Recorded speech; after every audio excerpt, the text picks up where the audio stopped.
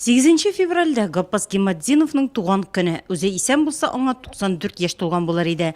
Шәһәрнең үзәк зиратында Гаппас Гимадзинов каберенә чәчәк бәйләмнәрен район башлыгы Алмас Әхмәтшин, Рөстәм Хафизов һәм төрле елларда легендар шәхеснең кул астында эшләгән җитәкчеләр салды.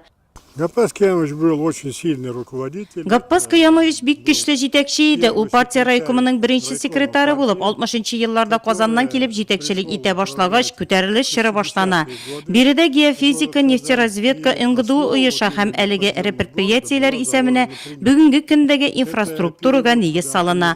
Район буенча алганда аның вакытында авыл хуҗалыгы алдынгы иде һәм югары күрсәткечләргә иреште.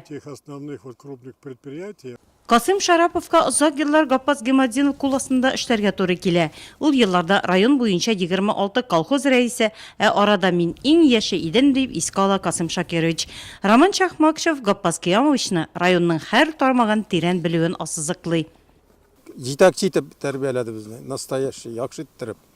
Һәрбер кашанда аның начар белән алына күз алына китерә дә алмыйм, сөйли дә алмыйм яны. Безнең өчен ул хөрмәт итә торган бик зур кеше, бик гадел кеше иде. Ул белемле җитәкче, бик опытный җитәкче. Но ул бер кашанда үзене нитмәде. Моны специалистлар белән киңәшә иде. У него мудрость, ум, разум. Ул бик акыллы, зиһенле кеше иде. Киңәшмә үткәрә һәм ул аңа ныклы әзерләнә. Аны үткәргәндә партия хезмәткәре кебек түгел, ә шул тармакны тирәнтен белгән, белгеч буларак үткәрә иде ул. Специалистом той отрасли.